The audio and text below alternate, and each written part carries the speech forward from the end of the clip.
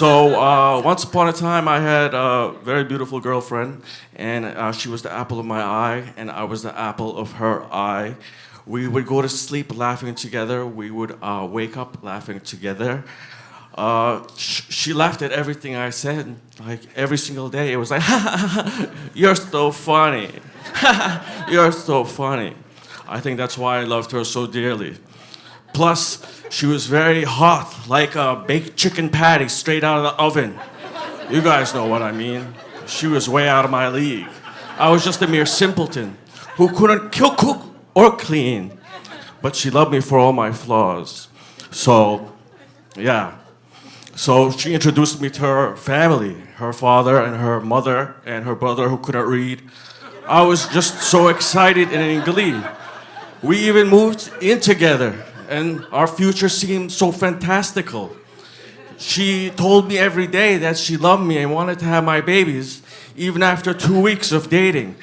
I should have taken that as a red flag, but I was so wrapped up in romantic bliss that life was just a miss. And then one summer, I had to go overseas to see some relatives, but she couldn't come because her work didn't let her leave. So she was deeply saddened, so I told her that I would cut my trip short to come back to her. So she took me to the airport, and we were both in tears. She's driving, we're both in tears.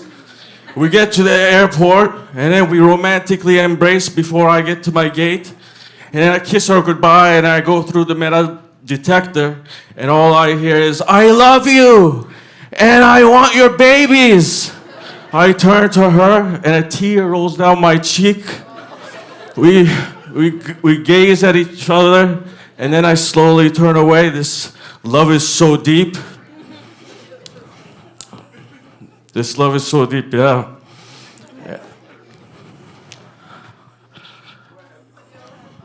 Oh, I feel.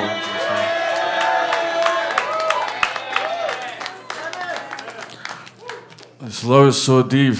Yeah, and then when I was overseas, we would email each other every day, romantic letters and promises and talks about marriage and babies and more babies. But then after 2 weeks, her emails became less romantic and loving and more, "Hi, how are you? Goodbye." And then my intuition told me that there was another guy. And, oh yeah, I know. I know, it was me. And then when I went back, she was gonna pick me up. And then I flew back and I came back, I got my luggage and I went outside, I'm waiting for her and everything, and she comes and she's smiling and she's waving her hands in the air, and then she's in the passenger seat of a red Camaro. And then she comes running, she's like, "I missed you so much." And she stops and she's like, "You lost so much weight." And then the guy in the Camaro comes out. He looks like he's bald. He's my height. He's got an earring. He looks like me, but he's more muscular. So she replaced me with a guy that looks like me, but it's 20% hotter. So then I got in the car, and all I heard was he talked about how big his motorcycle is, and then my girlfriend in the front was laughing in delight, and then gently slapping his leg. And I'm like, ah. So then we get back to the apartment. When I close the door, I politely ask, "Are you having sex with this man?" And she's like, "No, we're just good friends from a long time ago." And before I could probe any further, the telephone rings. Yeah, it's a landline from a long time ago.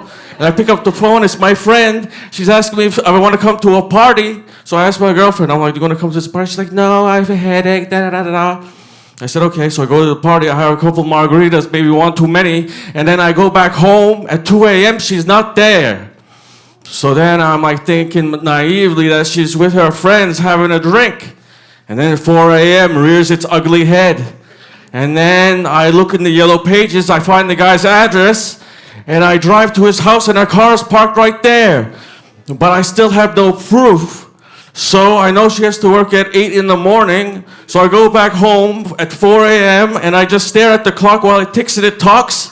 And then at 7:30 I leave, I go to Dunkin' Donuts to get a coffee, And then I drive back to his house. I park 500 feet behind her car, and I put my seat back, and I just sip on the coffee while the neighbors walk by, and I'm like, what the hell is going on with the dogs?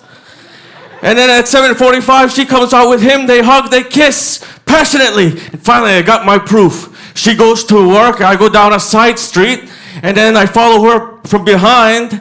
And then once she gets to her work, I honk the horn, beep, beep. And then she stops. I get out of my car. I go to her window. She puts it down. And she's like, hey, honey, how you doing? Like nothing is going on.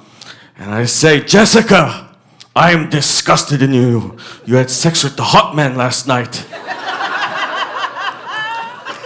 And she's like, no, we're just friends. I slept on his couch.